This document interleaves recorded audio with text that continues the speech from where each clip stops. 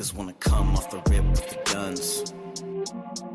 Relax, hoping that the trigger makes you run. If you get the itching to pull the hammer right, better tell the truth, a dead body's kinda fun. Retract, I said it so I meant to sound off like a drum. If I get spitting bodies ripping, I'll leave you stunned.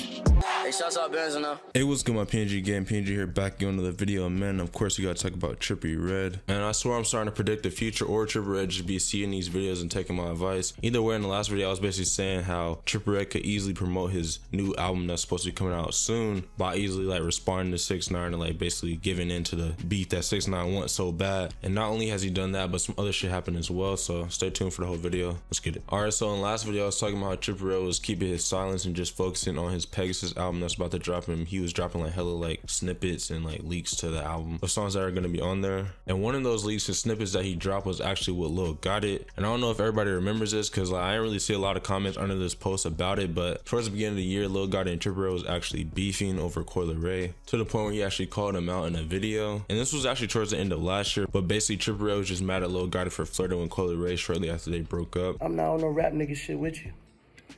You supposed to be my brother. You under my ex-baby mama pictures talking about you fine. And the biggest takeaway from that was really Trippie Redd confirming that Coi Leray was pregnant, because Trippie was just explaining how it was more messed up of Lil Gotit to be flirting with her because it was actually not just his ex-girlfriend, but the simple fact that you supposed to be my dog and that's my ex-baby mama, like that shit ain't cool, nigga. After that whole beef happened, we never know if they started to be cool again until a couple days ago when Trippie Redd decided to upload this video of his possible feature on his Pegasus album, Lil Gotit. In recent videos, Trippie Redd was talking about having a lot of features and a lot of his favorite artists on the album, so this might be one of them, but this definitely confirmed that they're cool again. And not gonna lie, that joint was actually sounding decent, and I'll have a link down below if you actually haven't heard the snippet yet. But the next day after we found out that beef was patched up, Trippie Redd started up some more beef with a producer by the name of Pierre Bourne. Niggas always forget where they came from. I remember when niggas was just engineering in the studio, living out the studio, hoping niggas gave them a shot type shit. And then it's crazy because I so happened to be the nigga that gave the nigga the shot. And, you know, niggas forget where they come from.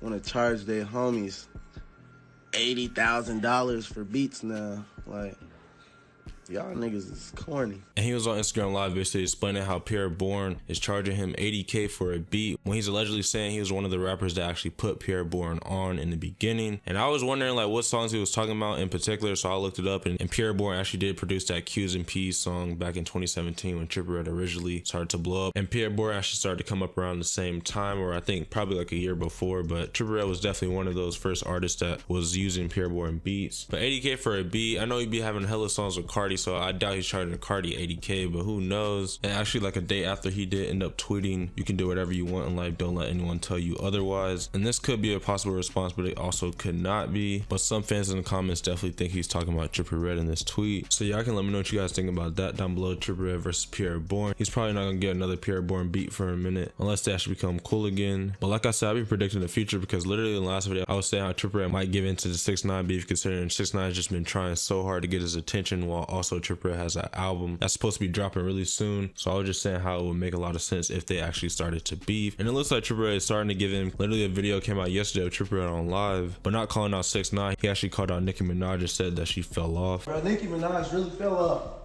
Oh God. Hey. And we all know Nicki Manaj was on that trash song called Trolls. No, I'm just playing. No, I'm not. But obviously this relates to 6ix9ine because of the recent collab. And also there was a video that came out right before Trippie Redd said this with Nicki Manaj and 6ix9ine chilling together. And yeah, there wasn't talking about shit, but this was actually the first time Trippie Redd started to give in to the 6ix9ine beef by saying Nicki Manaj fell off. And a lot of people were saying how Nicki Manaj had two recent #1 songs on Billboard, both being Say So and Trolls. And I'm not even gonna lie, both of these songs was so fire, bro. Like I swear to God, like I be blasting Say So and Trolls like every day, full blast. These are bangers. Like, you already know I'm being sarcastic, but I'm not really talking about Nicki because she was actually just a feature on both of these songs. And also a lot of people were saying how Trippie Redd has never had #1 just because 6ix9ine said that Trippie Redd has never had #1 when actually he did have a #1 album for A Love Letter to You for his latest album that dropped. So yeah, that was cap, and I actually did forget to mention that in the last video when 6ix9ine originally did call out hella rappers for not having #1 songs. Trippie Redd, we signed to the same label, never went #1.